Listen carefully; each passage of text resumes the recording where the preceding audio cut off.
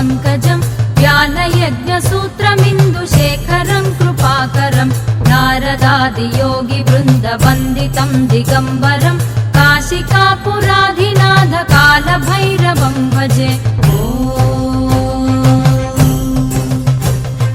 भानुकोटिभास्वरं भवाब्धितारकं परं नीलकण्ठमीप्सितार्थदायकं त्रिलोचनं कालकालमम्बुजाक्षमक्षशूलमक्षरं काशिकापुराधिनाथ कालभैरवं भजे।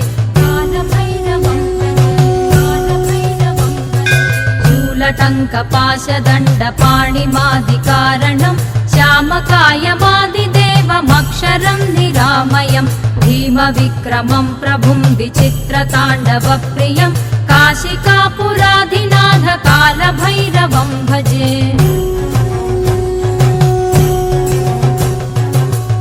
मुक्तिदायकं प्रशस्तचारुविग्रहं भक्तवत्सलं स्थिरं समस्तलोकविग्रहं निक्वणन्मनोज्ञहेम किङ्किणीलसत्कटिं काशिकापुराधिनाथ कालभैरवं भजे।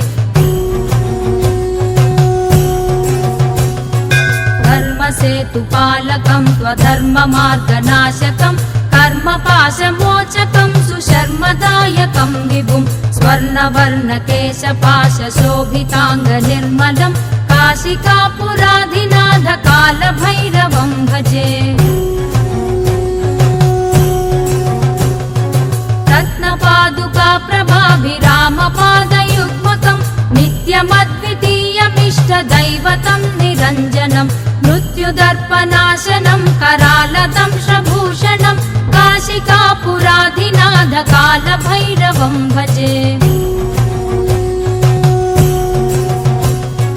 अट्टहासभिन्नपद्मजाण्डकोशसन्ततिं दृष्टिपातनष्टपापजालमुग्रशासनम् अष्टसिद्धिदायकं कपालमालिकाधरं काशिकापुराधिनाथ कालभैरवं भजे।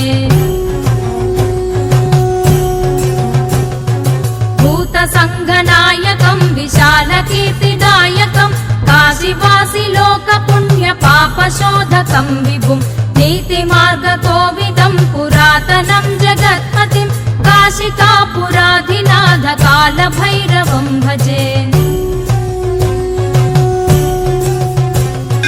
कालभैरवाष्टकं पठन्ति ये मनोहरं ज्ञानमुक्तिसाधकं विचित्रपुण्यवर्धनं शोकमोहलोभदैन्यकोपतापनाशनं ते प्रयान्ति कालभैरवाङ्घ्रिसन्निधिं ध्रुवं काशिकापुराधिनाथ कालभैरवं भजे। काशिकापुराधिनाथ कालभैरवं भजे। कालभैरवं भजे। कालभैरवं भजे।